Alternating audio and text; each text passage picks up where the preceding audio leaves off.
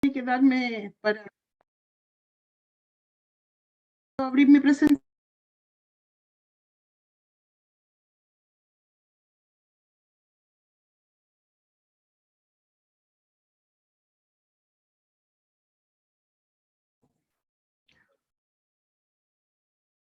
Dice, me tiene que dar, habilitar para la presentación. ¿Ya la habilité?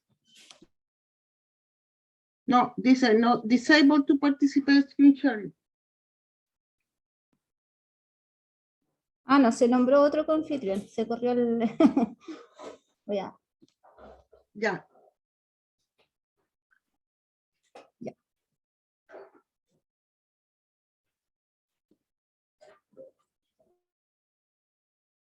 Ahí estamos. Ya. Buenas tardes a todos. Vamos a partir con el uroanálisis, ¿ya? A ver. Bien. ¿Tienen alguna pregunta con respecto a la sección anterior de hígado o riñón? ¿Contestamos todas las preguntas, dice? Sí, y comenzamos una nueva grabación, no hay nada en el chat. Ya, entonces, denle nomás, graben. Está grabando, ¿verdad? Sí, ya estamos grabando. Ya, muy bien. Vamos a ver el uroanálisis esta tarde y la importancia de hacer un uroanálisis. La verdad, les quiero decir que lo ideal del uroanálisis es que poder incentivarlo a ustedes a que hagan sus uroanálisis en las clínicas, ya, porque la orina es sensible, como lo vamos a ver, y no es un examen caro de hacer, ya. Necesitan tira reactiva, necesitan un refractómetro y ojalá si pudieran tener un microscopio, ¿no? Para evaluar el sedimento urinario, porque como les digo, la orina es sensible y la otra, muchas veces la orina, cuando lo mandan al laboratorio externo, no sé cuánto demoran en promedio, no sé si alguien me puede decir cuando mandan una orina externa, cuánto les demora en promedio tener ese resultado. 12 horas máximo. 24, en realidad 12 horas mínimo, 24 horas máximo. Que no escucho nada porque están escuchando música atrás. Ay, perdone. ¿Cómo estoy escuchando música tan ¿cuánto me dijo? En promedio demora un laboratorio, no sé, bueno, por lo menos en Santiago a lo mejor demorará menos, pero yo tengo mis colegas que están en la zona sur o en el norte, que a veces incluso les demora más de 48 horas tener un examen de orina, ¿ya? Y como podrán ver, No, acá en Valdivia dentro del día lo tienen, la orina. dentro del día, ya, Sí, o a lo mucho de un día para otro, pero no más que eso. cuando lo mandan en la tarde. Sí, exacto. Y cuando vienen a buscar la orina, vienen en un, como digamos, en un cooler con algo, ¿no es cierto? O así nomás. Yo la llevo. No, yo la llevo. Sí. Ya. Ya, vamos Yo a la ver llevo y acá, se toma y se va al tiro. se toma y se va. Ya. Ujú. Vamos a ver las cosas que tienen que considerar cuando se hace el examen de uroanálisis. Por eso yo los incentivo a que puedan hacer un uroanálisis en la clínica, por lo menos tomar las densidades urinarias, que eso es lo más sensible, ¿ya? Vamos, a veces esto me funciona, a veces no. Bien, primero vamos a conocer las técnicas para la obtención de una muestra de orina, ¿ya? Tenemos, el laboratorio tiene que ser bien ordenado, ¿ya? Cuando uno trabaja en esta parte de patología clínica, hay que ser bien ordenado y minucioso cuando se hacen los exámenes. Cuando toman la muestra, tienen que etiquetar esa muestra, el nombre del paciente, la fecha, la hora de colecta, el método que hicieron la colecta, porque eso es importante para la interpretación de los exámenes, ojalá el volumen y la nutrición del paciente, Esos son datos importantes cuando uno analiza la muestra, ¿ya? O sea, no solamente la nutrición, sino que también la marca de los alimentos que el paciente está en ese momento, ¿ya? Ustedes, normalmente la orina más aceptada es la cistocentesis percutánea, ¿ya? Sobre todo si quieren hacer una estimación de bacterias, es decir, mandar a hacerla con cultivos antibiogramos, ¿ya? Siempre la obtención de la orina es la óptima en la mañana, como yo lo hablaba anteriormente, es preprandial, ¿ya? Antes, ojalá que el gato cuando se levante, hacer un examen de orina cuando necesiten evaluar densidades urinarias, ¿bien?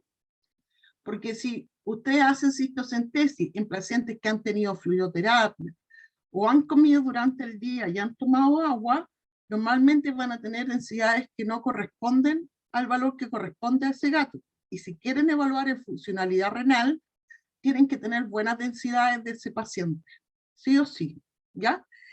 Bueno, normalmente ustedes lo conectan en jeringas de 3 a 5 ml con aguja que va desde 21G al 23G.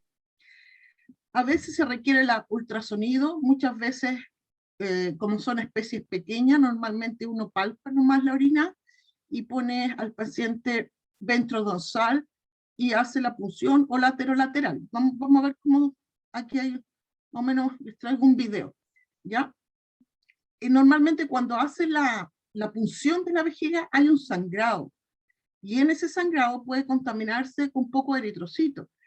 Y en la parte de la tira reactiva hay una parte que dice sangre oculta, que detecta, aparte detecta hemoglobina, mioglobina, pero también detecta el eritrocito intacto. Y puede ser que la tira reactiva le marque positivo y uno pueda ver unos pocos eritrocitos en el sedimento urinario, ¿ya? Entonces se usa para la citosíntesis, utilizada principalmente para cultivo de antibiograma y cuando quieren hacer la relación proteinuria-creatinuria en la orina. O sea, ahí se utiliza la citosíntesis percutánea. A veces, ¿no es cierto? Como yo le hablaba, a veces algunos colegas lo realizan en la mesa consulta, pero ahí hay que tener cuidado cuando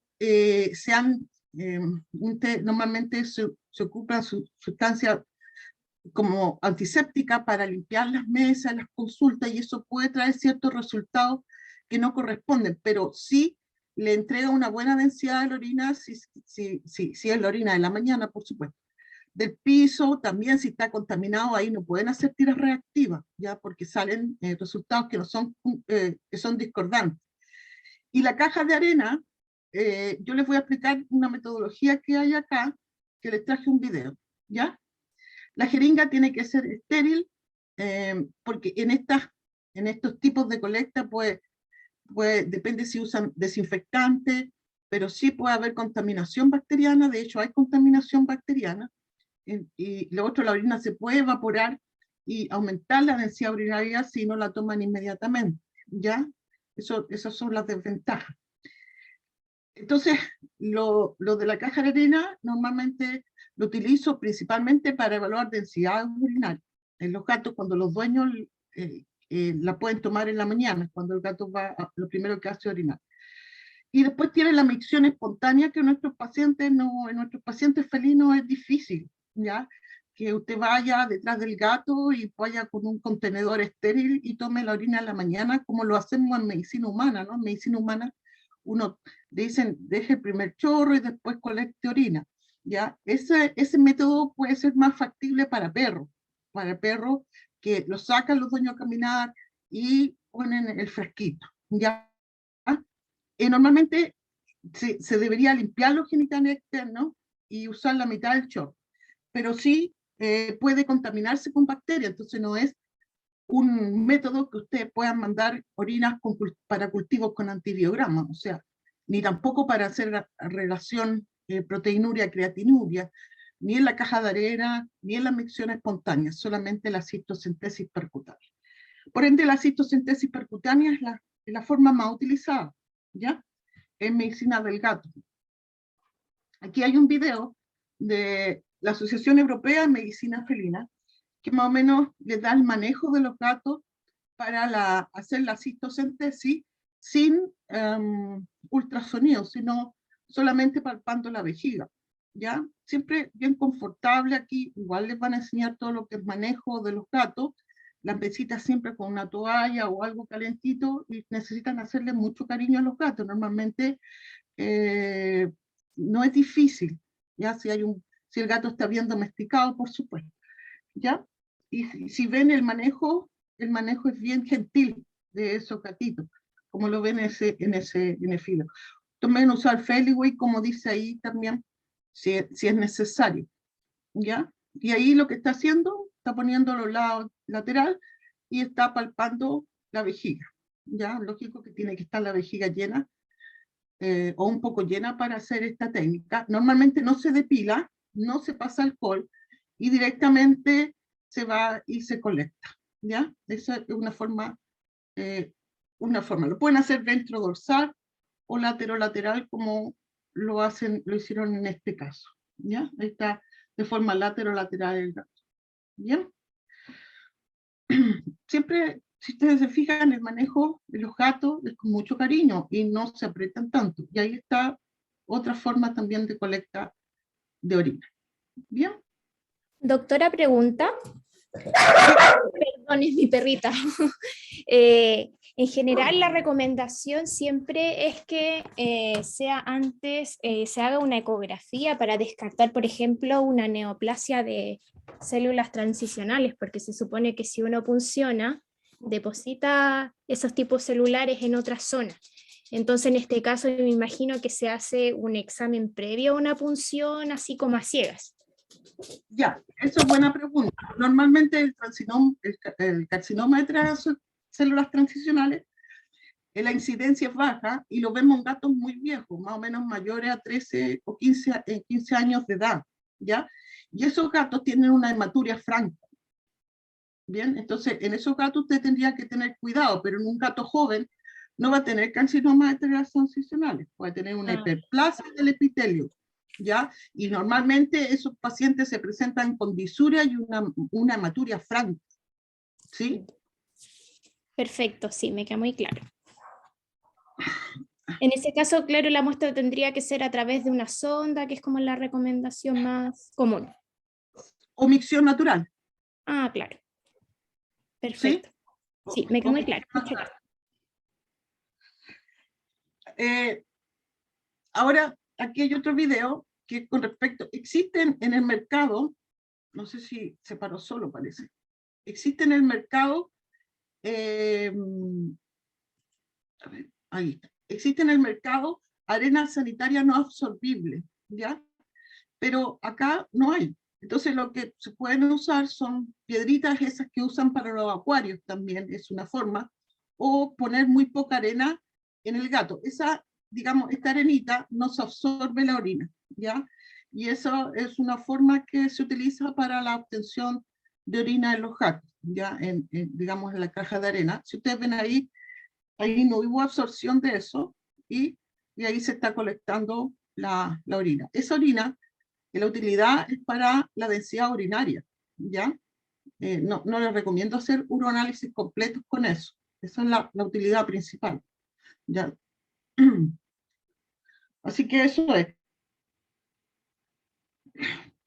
Esa es la otra forma de colectar. Y la otra, la caterización en los gatos, no es que no se pueda hacer, se hace. En los gatos machos es más fácil y la hembra es más complicado, ¿ya? Pero no es una técnica que utilicemos eventualmente. Lo que más se utilizaría en sospecha que usted no pudiera obtener por micción natural cuando hay adenocarcinoma vesical. ¿Qué pasa? Los gatos con adenocarcinoma vesicales muchas veces andan con vejiga muy pequeña porque orinan con frecuencia. Pero la citología tiene alto rendimiento. O sea, no necesariamente tienen que tener una gran cantidad de orina para tener una muestra citológica, ya, en esos tipos de gatitos, ¿ya? Ahí vamos a hablar un poquito de citología de orina, del sedimento de la orina, ¿ya? Bueno, Esto es súper importante, ¿ya? El manejo de la muestra de orina. Primero, el tiempo, ¿ya? El tiempo, lo ideal es analizar una muestra ahorita 60 minutos máximo después de la colecta. Eso es lo ideal, ¿ya? O sea, es hacerlo en la clínica. De hecho, yo trabajé en Estados Unidos, allá todas las clínicas veterinarias hacen sus exámenes de orina en la clínica, no los mandan afuera, la mayoría tienen las máquinas, perfil, hemograma y todo, por eso yo lo incentivo un poco a ustedes, ¿no es cierto?, a hacer sus exámenes de orina en las clínicas, y de hecho también es un ingreso extra, y no es difícil hacer un examen de orina, no es para nada difícil. La complicación sería un poquito leer los sedimentos, pero para eso existen atlas de orina que uno puede ir comparando y después ya uno se va aprendiendo las cosas con el tiempo, ¿ya? Entonces, analizar 60 minutos máximo después de la colecta, y una vez que se colecte, ¿no es cierto?, para analizarlo, necesitamos mezclar suavemente por inversión, ¿ya? La refrigeración, si no se analizan esos 60 minutos, nosotros deberíamos, ¿no es cierto?, refrigerar esa orina, más o menos entre 2 a 8 grados, máximo 12 horas, ¿ya? Eso es lo que dura una orina que entregue exámenes confiables, ¿ya? Lo otro es que deben evitar realizar sedimentos urinarios en orinas refrigeradas, especialmente para la evaluación de cristales, específicamente los cristales de estruvita y oxalato de calcio, ¿ya? La refrigeración puede provocar o aumentar los números de cristales en la orina, ¿ya? Y no necesariamente revierten estos cristales si la orina se lleva a temperatura ambiental. Y ese es el gran problema, ¿ya?, que tenemos. Porque muchas veces, si se fijan, a ustedes le informan mucho estruvita, ¿ya? Y claro, le informan estruvita y ustedes inmediatamente a veces los ponen en dieta urinaria para disolver, y en realidad, si nosotros nos tomáramos cada uno de orina en estos momentos, más de uno tendríamos cristal en la orina, y no significa que eso sea patológico. Son muchas cosas que hay que poner juntos para decir, bueno, sí, es un problema del tracto urinario del gato por cristales, ¿ya? O sea, que tenga una urolitiasis. Entonces, ahí tienen que tener mucho cuidado, sobre todo cuando se maneja la orina externamente. Por eso también se recomienda que la orina sean analizadas en las clínicas veterinarias, ¿ya? Más que nada por eso y por otros resultados. Pero es la refrigeración el problema principal que se tiene, ¿ya? Temperatura ambiente, bueno, una vez que si usted pone la orina en refrigeración, ¿no es cierto?, se debe llevar esa orina a temperatura ambiente antes del análisis, pero no necesariamente implique que se van a disolver esos cristales, de hecho no se disuelven, ¿ya? Lo mismo mezclar suavemente por inversión, o sea, para el análisis. Si se manda al laboratorio externo, se tiene que enviar con un gel pack congelado y cambiar, ¿no es cierto?, la aguja de la jeringa. O sea, si la hizo por citosíntesis, normalmente ustedes mandan la jeringa, ¿verdad?, con la aguja. Lo ideal es cambiar la aguja, ¿ya? Y mandarlo con la aguja cambiada, para que ya con la aguja podría haber cierta contaminación, porque usted normalmente, bueno, el alcohol no hace nada, ¿no? Limpiar con alcohol, eso no ayuda mucho. Por eso nosotros tomamos la citosentesis así nomás, con los pelos de los gatos, no andamos afeitándonos los gatos para tomar citosentesis. Por eso se recomienda que cambien la aguja, ¿ya?, antes de mandarla al laboratorio, ¿ya?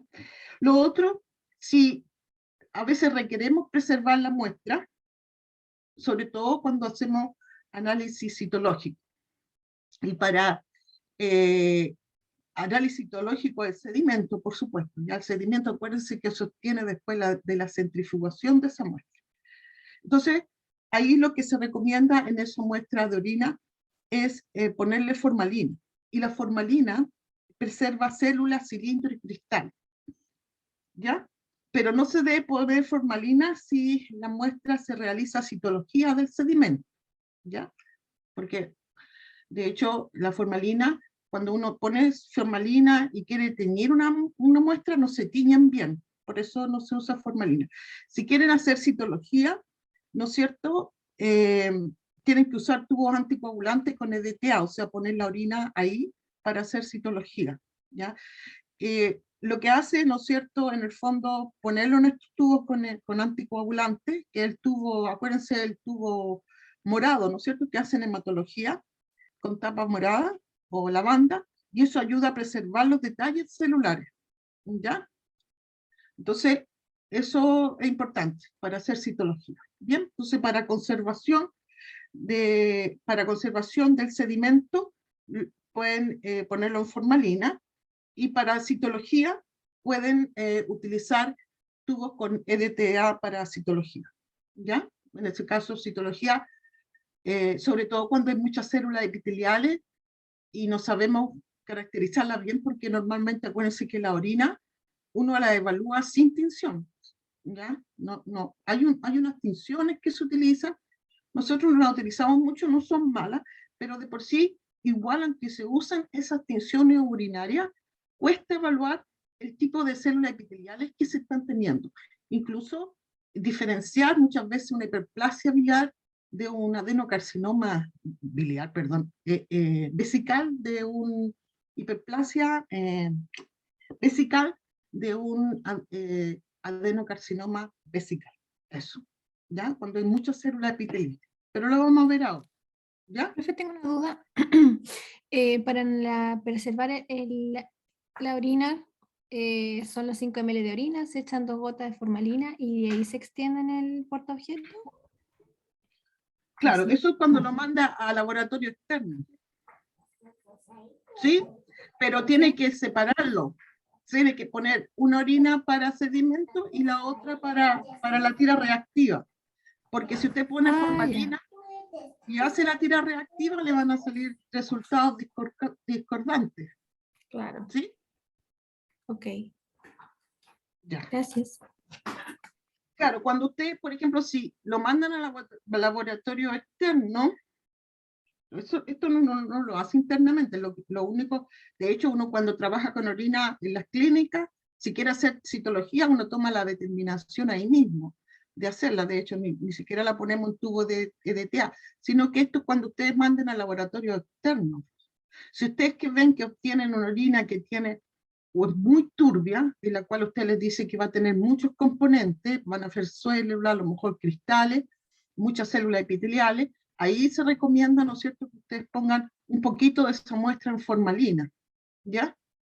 A esa orina, para conservar la estructura, entonces cosa que el patólogo en el laboratorio externo no tenga tantas dificultades, pero no les sirve para hacer tiras reactivas, ¿ya? Eso que les quede claro, ¿ya? Vamos a ver todo lo que es el urinálisis. La mayoría de la literatura no hay mucha, pero hay mucha con respecto a orina, pero cosas específicas de los gatos, como siempre, casi no, hay pocas cosas, ¿ya? Pero aquí les vamos a traer lo más importante en ello.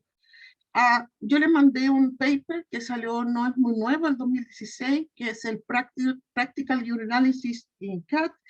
Está la parte 1, que la parte macroscópica de la orina, y también la parte 2, que es la microscópica de la orina, ¿ya?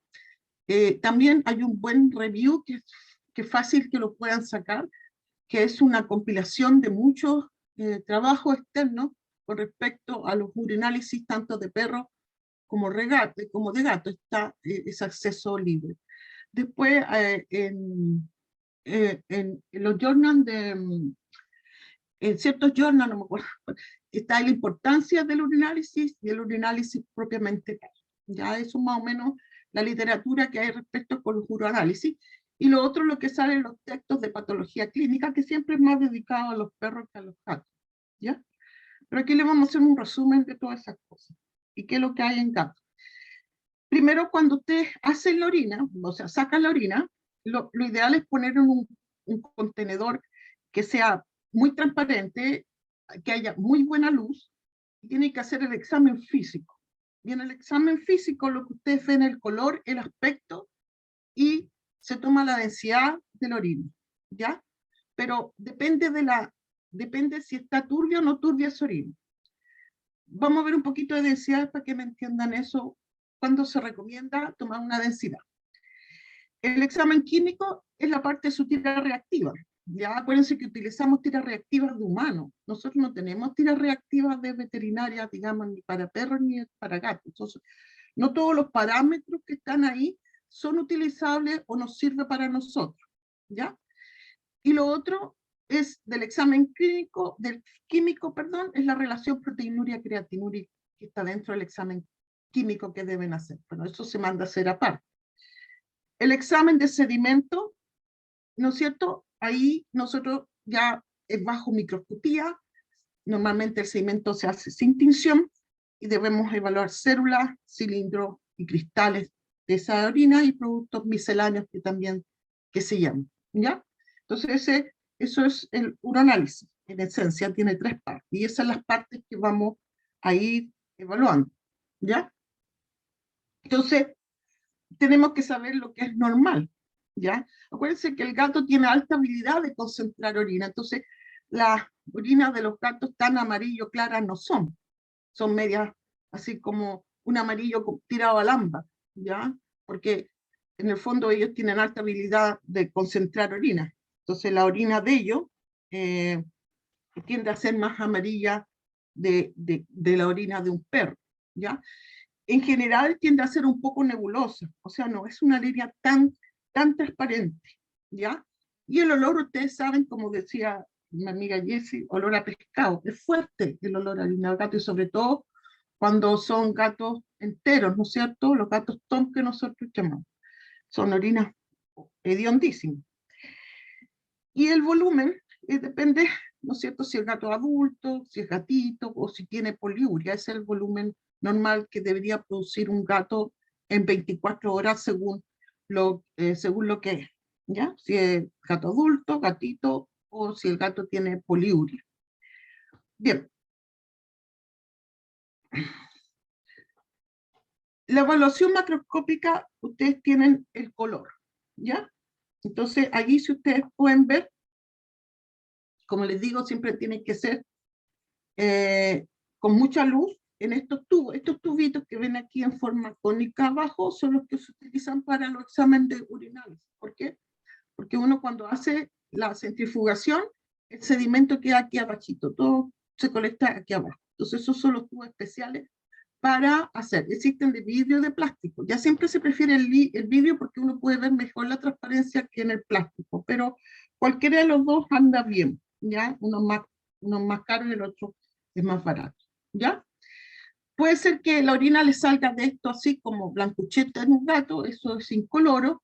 Sin duda, aquí puede haber un problema de que el animal puede tener un PUPD, una polidipsia, una poliuria, o sea, puede haber un problema que haya una disminución en la tasa de filtración glomerular o que haya un problema, una inhibición total o parcial de la ADH, que los animales tengan estos colores de orina, incoloros, ¿no es cierto?, blancuchentos. Rojo, ahí tienen una orina roja, por acá, ¿no es cierto?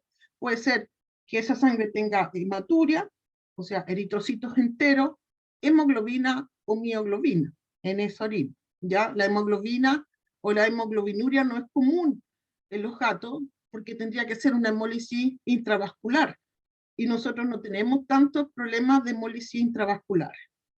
Y la mioglobinuria tampoco es tan, no es tan común porque tendrían que tener una enfermedad neuromuscular. Hay enfermedades neuromusculares, como yo le decía, los gatos principales son polimiositis, miastenia gravis, y tenía el nombre recién y se me fue, que ocurre más en perros, pero no me acuerdo cómo se llama, no sé si la Ingrid se acuerda que está acá, o que un defecto de, ¿cómo se llama?, de receptores de acetilcolina, parece que, no me acuerdo cómo se llama esa enfermedad, chiquillos, ¿se acuerdan o no? Ay, no me acuerdo. ¿Cuál era? Miasthenia gravis, ¿verdad? Ahí está. Gracias, hija. La miasthenia gravis, ¿sí? Entonces, ahí están, entonces los gatos, lo que más yo he podido ver en gatos es la polimiositis. A lo mejor he tenido gatos con disautonomía y realmente no he podido diagnosticarlo, ¿ya? Porque igual es una enfermedad difícil de diagnosticar. Entonces, lo más común que vayan a tener ustedes es que sea una orina roja por hematuria, ¿ya? Principalmente. Rojo café, lo mismo, eritrocito, hemoglobina, mioglobina y metahemoglobina, ¿ya? Café a negro, metahemoglobina o mioglobinuria. Amarillo anaranjado, bilirrubinuria. Amarillo verdoso a café puede ser,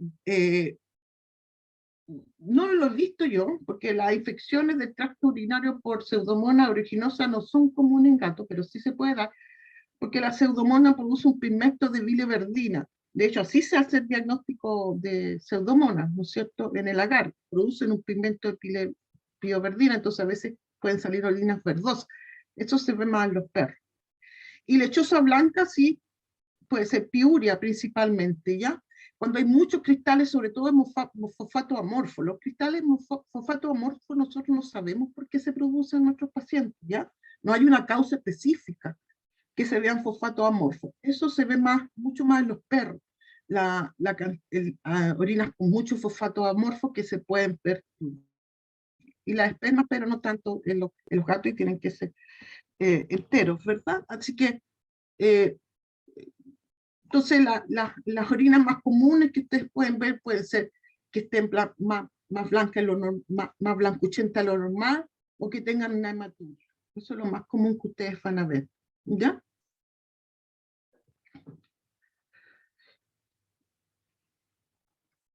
Respecto al aspecto de la orina, siempre es bueno mirar, ¿no es cierto?, la orina en un fondo con letras, ¿ya? Si uno logra ver las letras atrás, significa que esa orina no es turbia, está clarita, ¿ya? Ahí uno sabe que es una orina clara. Y cuando es turbia es porque va a tener muchos elementos celulares en esa orina. Entonces, lo normal, el aspecto es que una orina sea clara, es decir, que yo pueda leer hacia atrás, ¿no es cierto? Si yo pongo atrás un escrito, como en ese caso, que yo pueda leer allá atrás. Si no puedo leer, todo eso pasa a ser turbio, ¿ya? La lipiduria en los gatos es normal en gatos sanos. A los gatos, en los túbulos renales, tienen mucha cantidad de lípido, y uno ve el lípido incluso en el sedimento urinario, y a veces ve orinas con bastante lípido que se pone en la superficie, ¿ya? En la superficie, en las capas superficiales, cuando uno hace el análisis de orina, ¿ya?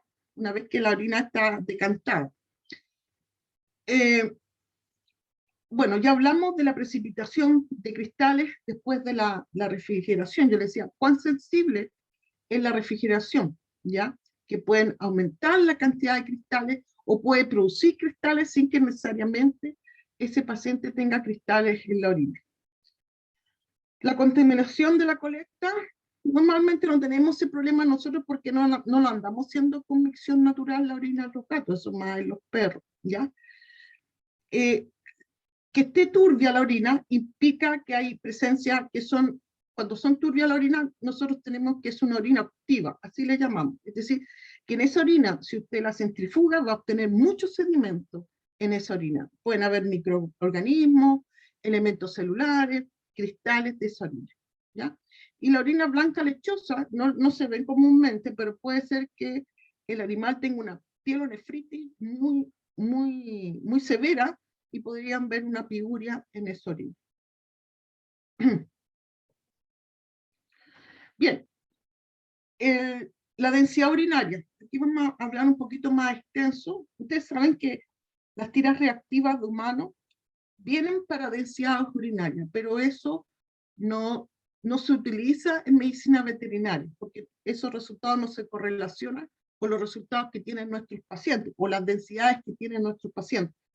Entonces nosotros, para tomar exámenes de orina, nosotros necesitamos tener un refractómetro, ¿ya? Y ese refractómetro se llama refractómetro de Goldwyn, porque ese fue el caballero que lo inventó. Y lo ideal, Porque hay refractómetros de medicina humana, igual los humanos usan refractómetros, pero también hay refractómetros de medicina veterinaria. Entonces lo ideal es tener un refractómetro de medicina veterinaria y que tenga en su medición, como lo ven acá, porque cuando uno mira un refractómetro, así se ve, ¿ya? Uno mira por este hoyito y ve por refractancia, o sea, con la luz, y esto tiene dos parámetros para densidad urinaria. Una para perro y otra para gato. Y se ven el parámetro de gato, la densidad urinaria es más alta, a pesar que el mismo número, pero tiende a ser más alta porque ellos tienen más habilidad de concentrar orina. Pero llega hasta 1060. Y nosotros sabemos que los gatos, a veces, porque, por ejemplo, si nosotros miramos la densidad de este gato, nosotros diríamos, este gato tiene 1044 de densidad urinaria, ¿ya? O sea, es una densidad casi normal de ese gato en ese momento, ¿ya?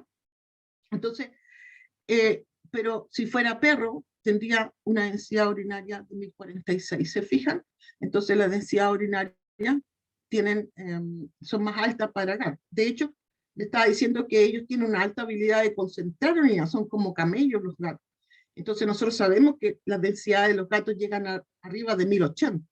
De hecho, muchas veces esta raya se corre hacia arriba. Usted dice, mayor a 1060 porque es lo máximo que un refractómetro a ustedes les puede medir. ¿Ya? No mide más allá. Bueno, respecto a la densidad de la orina, tienen que pensar que es el único examen que mide funcionalidad renal. ¿Ya? O sea, la creatinina mide tasa de filtración glomerular, pero desde el punto de vista del urinálisis, es el único examen que mide la densidad, la funcionalidad renal, ¿ya? O sea, ahí lo que hace, ustedes midiendo con refractómetro, ahí como resultado, ustedes van a decir qué capacidad tiene esos riñones, ¿ya? Para modificar el contenido de solutos de la orina, ¿ya? Mediante la dilución y la concentración de esa orina. Eso es como el significado de densidad urinaria, ¿ya? Entonces es un examen de funcionalidad renal, ¿ya?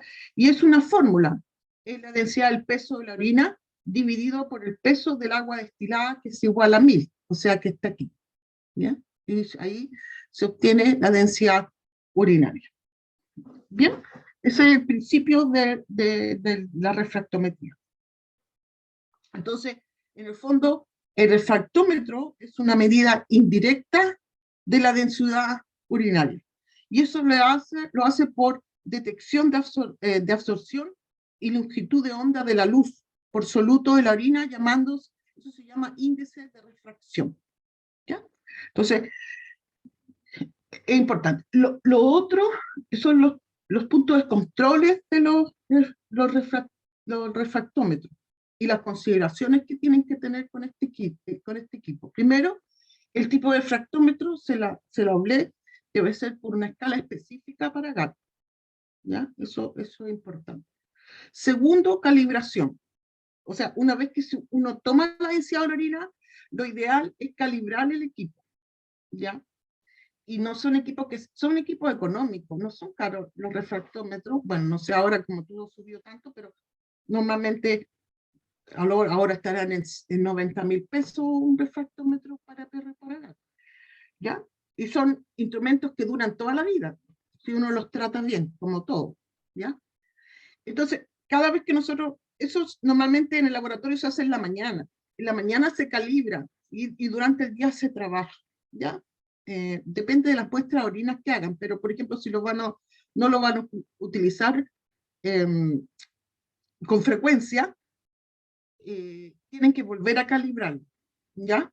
Y la calibración se hace con agua destilada, ¿ya? Es decir, aquí se abre esta partecita, se pone una gotita de agua destilada, y el agua destilada tiene que llegar a 1000, o sea, estos plomos tienen que bajar hasta acá, hasta 1000, ¿ya? Y ahí saben que el equipo está bien calibrado. ¿Cómo se calibra? Esto se abre y existe un desatornillador y uno lo va, ¿no es cierto?, con el desatornillador va poniendo la línea donde corresponde, porque puede que esté más acá, si no lo han calibrado, pues esté más acá, y con ese, ¿no es cierto?, ese atornillador se baja hasta 1000, ya con el agua destilada. Eso es lo único que hay que tener, digamos, cuidado con el equipo, ¿ya? Que siempre tiene que estar bien calibrado. Lo otro, nosotros debemos evitar medir orinas turbias, ¿ya? Y se deben centrifugar, porque si nosotros medimos orinas turbias, nosotros vamos a obtener este resultado. O sea, nosotros aquí no vamos a saber dónde está la línea, ¿ya? Entonces, por eso, lo ideal es medir orinas cuando están turbias, hacer la centrifugación y de ahí con una gotita hacer, ¿no es cierto?, tomar la densidad urinaria, ¿ya? Ahora, ¿por qué pasa esto? Porque el índice de refractancia de un refractómetro, ¿ya? Entonces, depende de la orina, porque depende de la composición de solutos y la temperatura de la muestra de orina. Entonces, el refractómetro, en general, solo mide índice de refractancia de los sólidos solubles, es decir, los electrolitos, las proteínas, la glucosa, la urea, la creatinina. Pero todo lo que no sea eso, o sea, todas las partículas en suspensión, como células, cilindros, cristales, no refractan la luz. Por lo tanto, no afecta el índice de refractancia de la orina o de la densidad urinaria, pero sí afecta la visualización. O sea, se ve que no se puede ver bien en el refractómetro la línea de demarcación. Por eso se hace, ¿ya? Entonces, ahí eso es lo que tienen que hacer. Entonces, si hay muchas células, muchos cristales, ¿ya? En esa orina, incluso muchas bacterias en esa orina, eso le va a afectar su índice de refracción. Por eso tienen que hacerlo así, ¿ya? Pero no le va a afectar la densidad urinaria, porque no se refractan. Pero sí ponen la orina turbia. ¿Entienden? Eso es lo que tienen que considerar.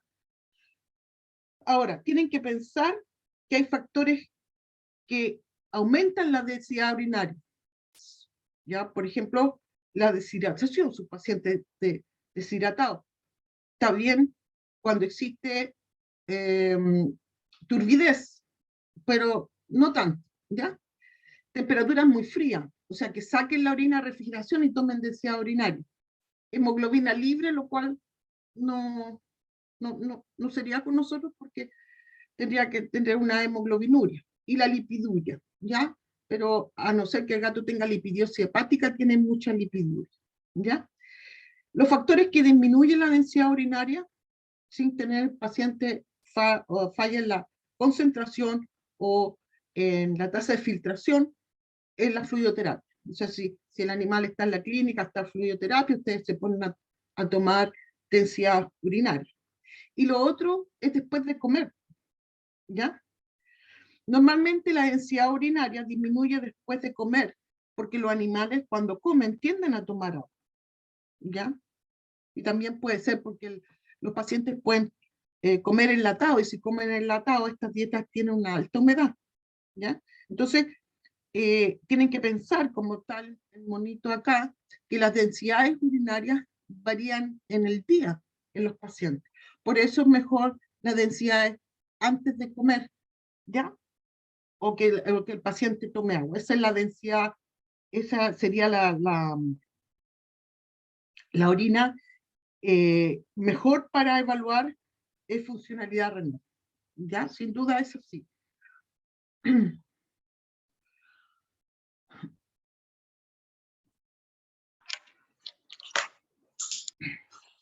¿Alguna pregunta?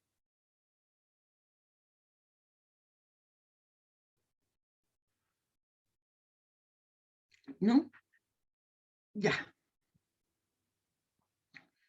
La densidad urinaria, ¿cómo vamos a interpretar la densidad urinaria? ¿Ya?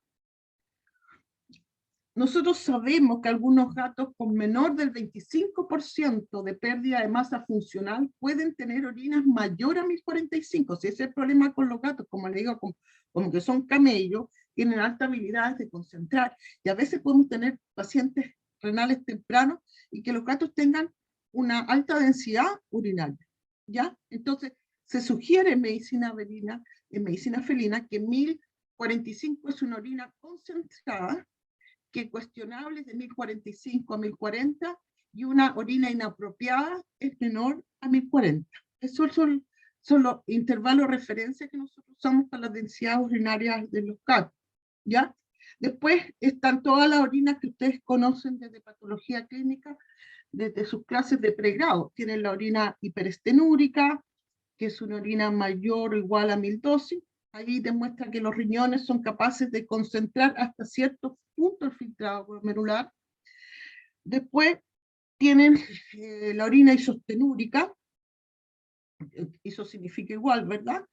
Normalmente la isostenuria persiste en un paciente no azotémico, se quiere un defecto de concentración, ¿eh?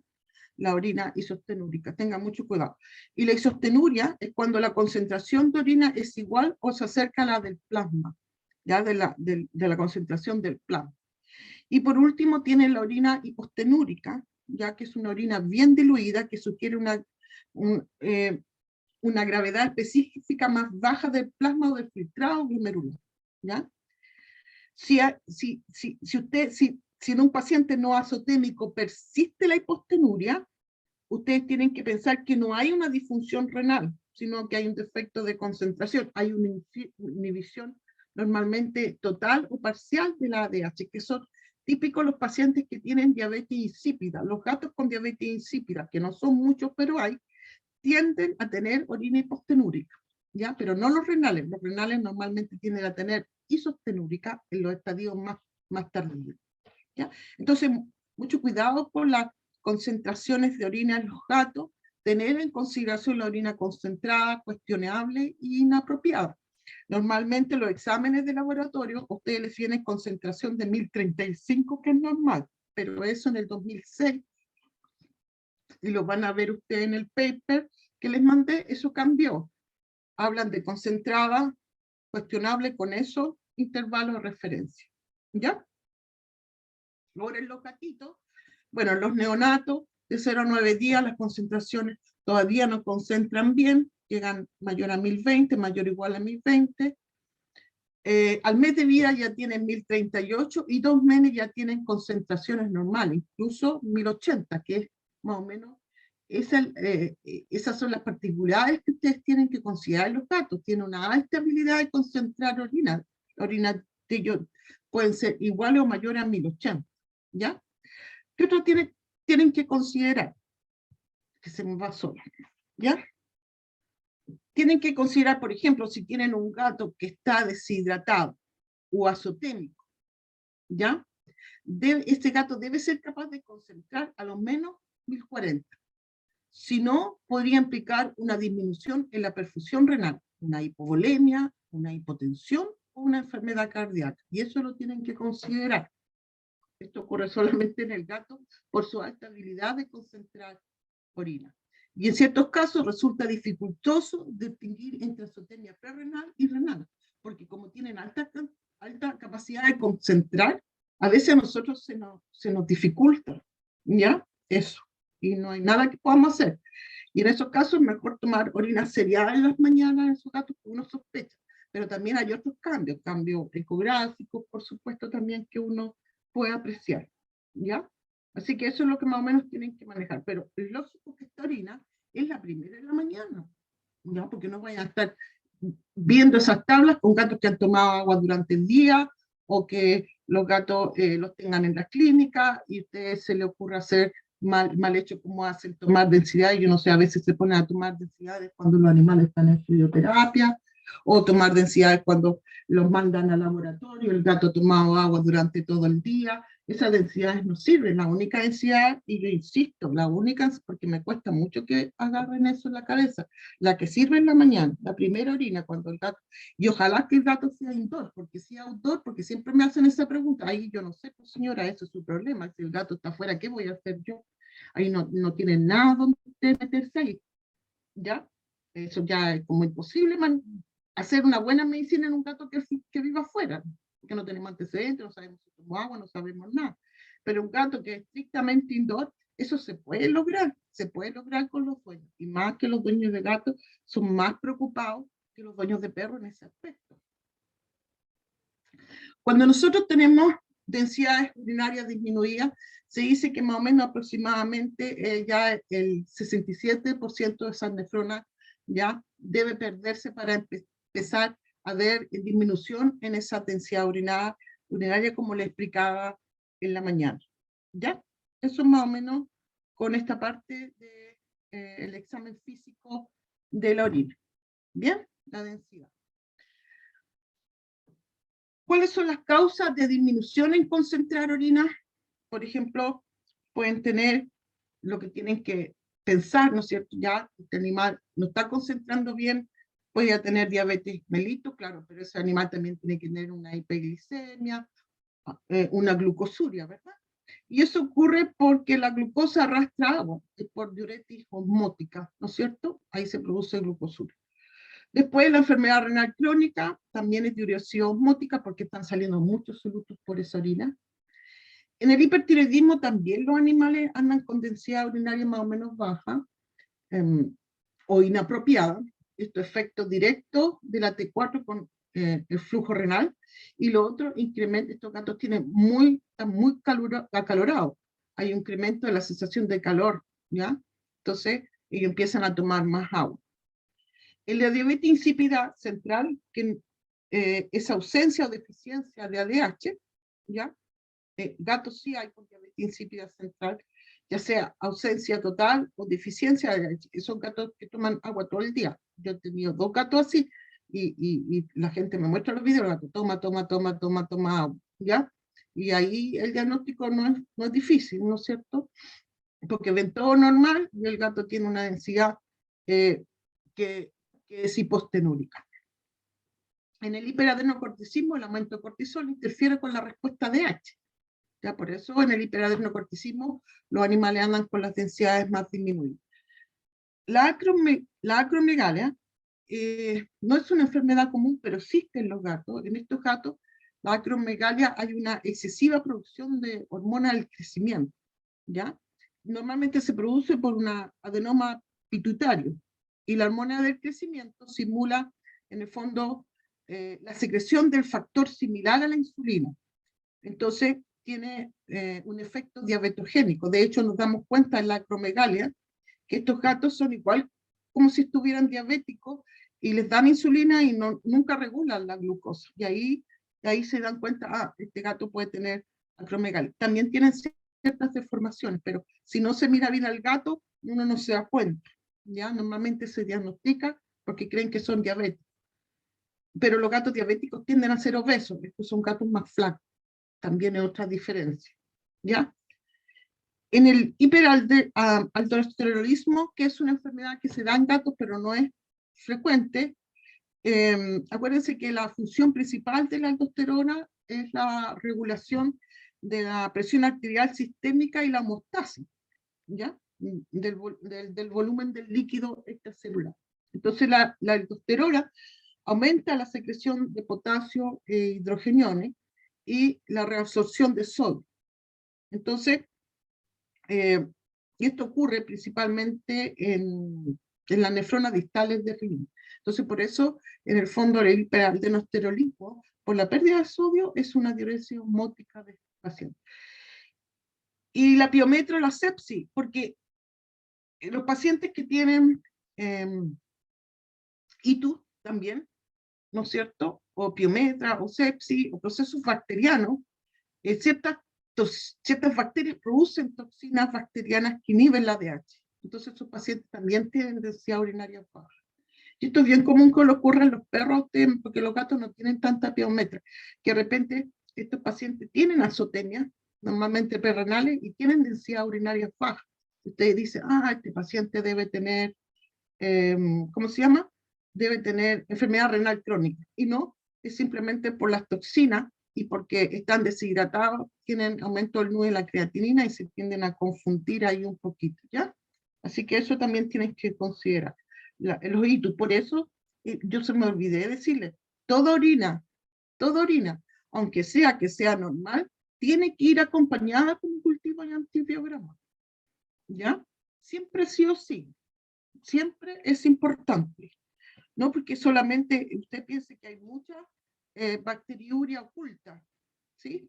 O sea, es decir, pacientes que tienen bacterias en la orina y que no tienen signos clínicos, sobre todo cuando tienen enfermedades secundarias. Por ejemplo, la diabetes, el hipertiroidismo, la misma enfermedad renal crónica. Entonces, siempre es bueno, al mismo tiempo que hacen el uroanálisis, es hacer un cultivo de antibiograma de esa orina, sí o sí. Y se van a dar cuenta que van a encontrar más infecciones de lo que usted pensaba que existían las infecciones. Y muchas de esas infecciones puede traer como consecuencia disminución de la densidad urinaria de ese paciente. Por eso también la densidad urinaria se tiene que evaluar a la mañana y también con un cultivo con antibiograma de esa orina, ¿ya? Por lo mismo que les digo yo, porque las bacterias son capaces de inhibir la ADH, incluso pueden los pacientes tener orina isostenúrica con ITU, o sea, densidad urinaria bien baja, ¿ya? Con respecto al examen químico de la orina, para el examen químico nosotros usamos lo que son las tiras reactivas, ¿verdad? Y como yo les decía, nosotros usamos tiras reactivas de humanos. Usamos tiras reactivas veterinarias, sería lo ideal, pero no hay. Se han convalidado, Bayer convalidó una hace mucho tiempo y después la sacó del mercado. No la vendieron más porque los colegas no la compraban porque las tiras reactivas de humanos son más baratas, ¿ya? Y entrega casi los mismos resultados. Pero sería lo ideal ser de veterinaria, sobre todo por el pH urinario. Ahí les voy a explicar por qué, ¿ya? Entonces, una tira reactiva, los parámetros que les sirven de una tira reactiva de humano los tienen ahí. Es el pH, la glucosa, la cetona o los cuerpos cetónicos, la bilirrubina, las proteínas y la sangre oculta, ¿ya? Todo eso es lo que a ustedes les sirve de la tira reactiva de humanos. Entonces, si ustedes ven la sangre oculta, aquí dice hemoglobina, ¿verdad? Pero también detecta mioglobina. Eso usted lo sabe solamente cuando hace el sedimento de la orina, porque si tiene sangre o eritrocito intacto, eso lo va a ver en el sedimento, ¿verdad? Después tiene bilirrubina, cetona, glucosa, proteína y pH. Bueno, eso es lo que sirve.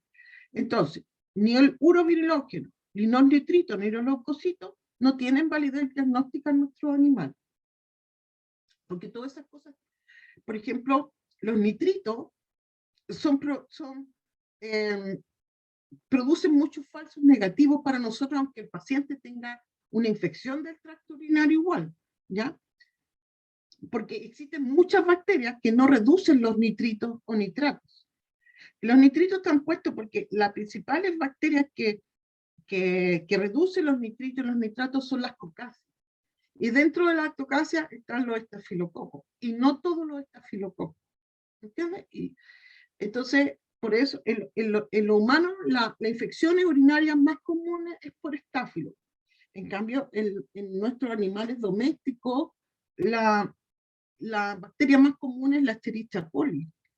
Entonces, pues de hecho, la mayoría tiene. Entonces, los nitritos a usted le va a salir negativo y puede tener una infección del tracto urinario. Entonces, por eso no lo utilizamos y no lo ponemos en los resultados. El colega pone nitrito, leucocito, urobilinógeno en un examen de orina, en un ¿cómo se llama? En un informe que usted le lleve al laboratorio externo, es porque el colega no está estudiando, así de simple, porque está entregando cosas que ustedes se van a confundir. Pero también ustedes, como veterinarios, es la preocupación de ustedes, como están ahora acá, de seguir estudiando y preparándose, ¿no? Esa es la idea. Para que no le pasen gato por liebre, como digo yo, ¿no? Lo otro es los leucocitos. Los leucocitos también lo mismo, tienen muchos falsos positivos. Incluso si la orina no contiene leucocitos, salen positivos, y sobre todo en los gatos. Así que tampoco. Y el otro es urobilinógeno. Hablamos un poquito del urobilinógeno en la mañana. Para que no haya urobilinógeno en la orina, tendría que existir una obstrucción total del ducto biliar. Entonces, no es un examen que tiene mucho valor diagnóstico estar mirando urobilinógeno en la orina, ¿ya? Desde ese punto de vista. Así que esas tres cosas como que se sacan y solamente se entregan esos resultados, como lo estoy diciendo: el pH, la glucosa, la acetona, la bilirrubina, las proteínas y la sangre oculta. Eso sirve de la tira reactiva. Ahora, cuando usted hace el examen de tira reactiva, lógico que ustedes ponen en cada uno de las almohadillas, ponen la orina, porque ahí no les va a salir, lo ponen, no van a estar eligiendo, ¿ya? Y después, una vez que leen la tira, esperan el tiempo que corresponda, porque cada reacción química tiene su tiempo. Unos son 30 segundos, otros son 60 segundos para leer la orina. Por eso, una vez que uno hace la orina, uno inmediatamente no lee, espera un tiempo y va leyendo los parámetros, ¿ya?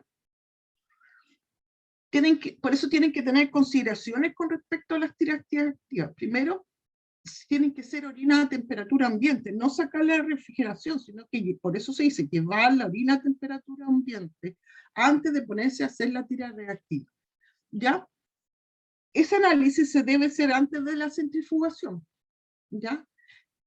Si hay marcada hematuria, si está muy roja, no van a poder hacer un examen de orina, o una tira reactiva, perdón, porque si no todo les va a marcar de distintos colores oscuros que no van a poder diferenciarlo. Acuérdense que esto se evalúa por colores, ¿ya?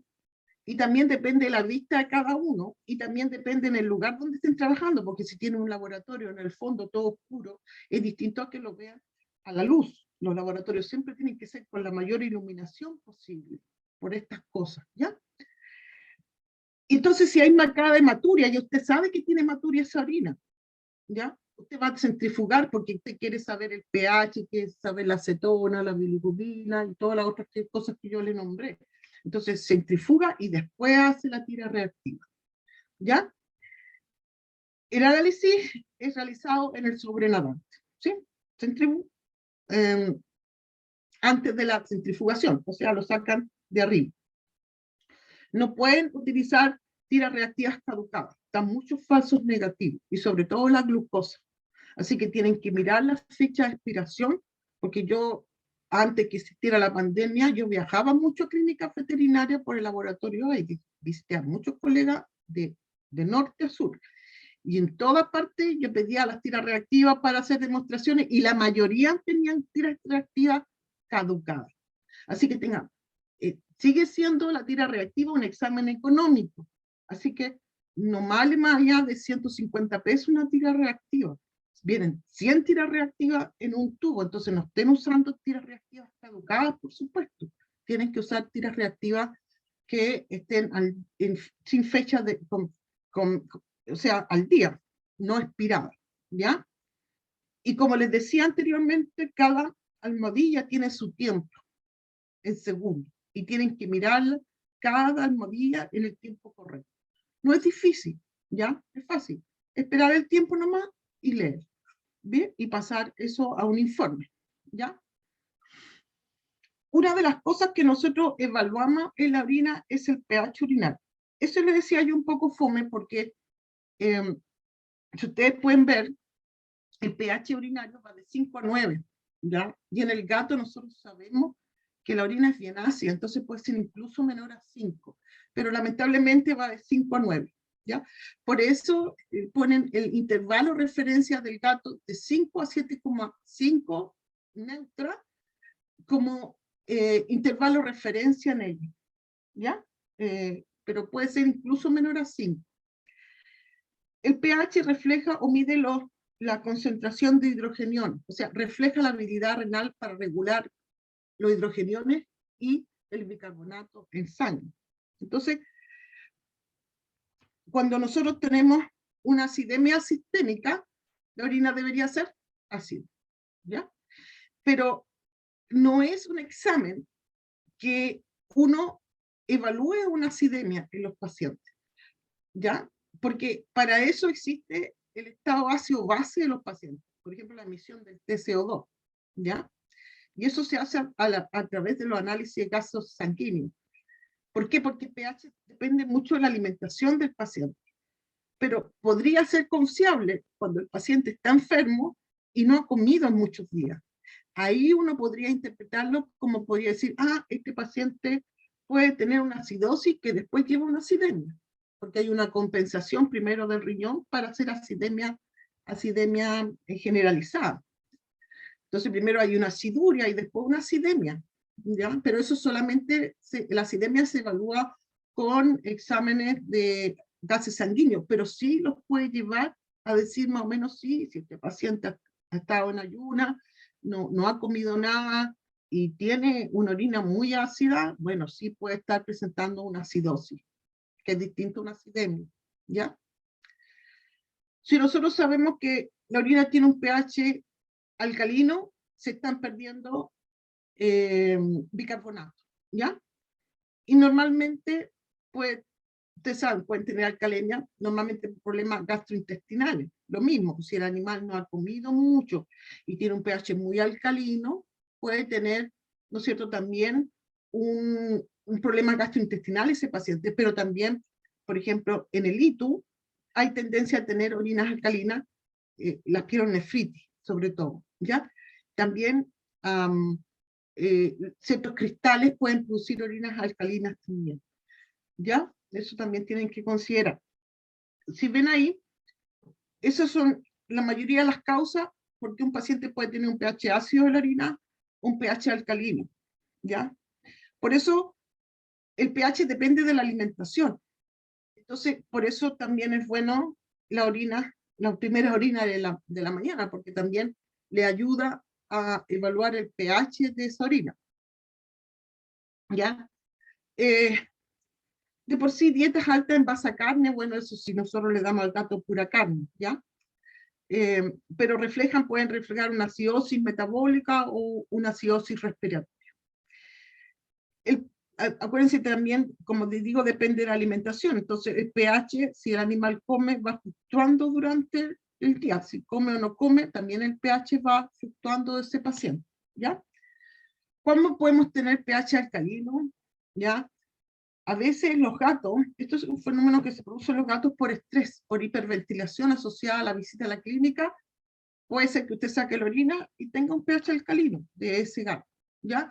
Lo mismo postprandial, ¿no es cierto? Lo que hablábamos recién, que si el gato come la marea alcalina, que se llama, ¿no es cierto? Entonces va a tener pH alcalino. Bacterias ureasa positivas que producen amonio, el Staphylococcus aureus, el proteo de la Klebsiella. Las infecciones de Staphylococcus aureus existen en los gatos, proteo, Klebsiella también, pero no son tan comunes, ¿ya? Lo más común es que tengan Escherichia coli, pero hay. Los agentes alcalinizantes, acetazolamida, bicarbonato de sodio, cloratiazida y citrato de potasio. Pero no son cosas que usamos habitualmente. La obstrucción urinaria, los gatos que tienen, sobre todo estruvita, que para digamos, el desarrollo de la estruvita se necesita un pH más neutro alcalino. Entonces esos gatos también tienen pH que son alcalinos, ¿ya? Y las orinas que también no se procesan a tiempo. Ahí hay otras cosas. Mayor a 12 horas ya hay pérdida de esa orina de dióxido de carbono. Entonces también tienden a tener pH alcalinos en las orinas que se mandan afuera, más que ácidos. Si ustedes mandan afuera la orina, ahora fíjense en los pH que les mandan los laboratorios. Vean los pacientes que tienen y vean los pH que le están mandando los laboratorios. Y si la mayoría son alcalinos, es un poco por ese motivo, ¿ya? Lo otro que les mira la tira reactiva es la glucosa, ¿verdad? Acuérdense que no debe detectarse en orina la glucosa, ¿ya? Se filtra por el glomérulo y toda la glucosa es reabsorbida en los túbulos proximales de los riñones, ¿ya? ¿Cuándo ocurre glucosuria en nuestros pacientes? Cuando la capacidad de concentración es superior a la capacidad de reabsorción de los tubos. O sea, si los gatos tienen glicemia mayor a 250, ya estos gatos empiezan ustedes a ver marcando las tiras reactivas con glucosuria. Ahí empieza, y ahí, si eso pasa, usted tiene el diagnóstico de diabetes mellitus, ¿ya? Ahora, puede existir glucosuria sin tener hiperglicemia, ¿ya? Y eso ocurre principalmente cuando hay un proceso tubular, propiamente tal. No vamos a ver las causas, pero también puede ocurrir eso, ¿ya? ¿Cuáles son los falsos negativos o subestimaciones? La orina refrigerada, ¿ya? O las tiras reactivas expiradas, ¿ya? Los falsos negativos. Y también ven que aquí la refrigeración afecta también sus niveles de glucosa o de glucosuria de sus pacientes. Se habla que el endofloxacino produce subestimación en perros de la glucosuria, cuando los animales están en terapias de quinolona, sobre todo el endro. Y podría ser similar en gatos, no sabemos porque no hay estudio en gatos, pero se asume que podría ser similar a lo que pasa en los perros, que puede haber una subestimación. Y los falsos positivos o sobreestimación, terapias con cefalexina y endofloxacino en gatos, porque eso sí hay estudio en gatos, pero podría ser similar en gatos, eso no hay estudio en gatos, pero se asume que podría ser similar, ¿ya? Bien, ahí están todas las causas de glucosuria, tienen con hiperglicemia persistente, tienen la diabetes mellitus, el hiperadrenocorticismo, acuérdense que el cortisol causa resistencia a la insulina, y la acromegalia que le mencioné anteriormente. Y después tienen glucosuria, ¿no es cierto?, con hiperglicemia transitoria, que quiere decir que normalmente usted va a tomar el perfil y no va a haber hiperglicemia, sino que va a haber pura glucosuria en esos pacientes, ¿ya? Uno se le estresa en los gatos por liberación de catecolamina. En los gatos que están estresados pueden tener glucosas muy altas y filtrar glucosas por orina. O sea, pueden tener, sí, para que ocurra eso, tiene que estar la glucosa mayor a 2,52 para que empiece a filtrar. Y a veces los gatos son diagnosticados por el estrés. Por eso en los gatos se usa la fructosamina, porque con eso nosotros evitamos eso, ¿ya? No puede estar haciendo el diagnóstico de diabetes en un gato solamente mirando la glucosa y viendo la glucosuria. Tiene que descartar el estrés y mandar a medir fructosamina, que eso evalúa cómo se comporta la glucosa en las últimas 2 semanas. La fructosamina es glucosa más albúmina unida a la sangre. Cuando la glucosa se une a la albúmina, eso se llama fructosamina. Entonces evalúa cómo se comporta la glucosa en sus pacientes en las últimas 2 semanas de ese paciente. Entonces no hagan el diagnóstico de diabetes sin medir fructosamina, ¿ya? Lo otro, como le hablamos, por necrosis tubular en enfermedades tubulointersticiales, y el gato tiene una nefritis tubulointersticial, ¿ya? Y en enfermedades tardías de la enfermedad renal crónica, ellos pueden tener una glucosuria leve. Lo mismo los gatos que tienen obstrucción posturetral por disfunción tubular, lo mismo. También es común ver cuando se hacen tiras reactivas de estos gatos que tengan una pequeña glucosuria. Lógico, la pancreatitis aguda, ¿no es cierto? Pero eso es secundario a una diabetes mellitus secundaria a la pancreatitis aguda, ¿ya? Y lo otro sería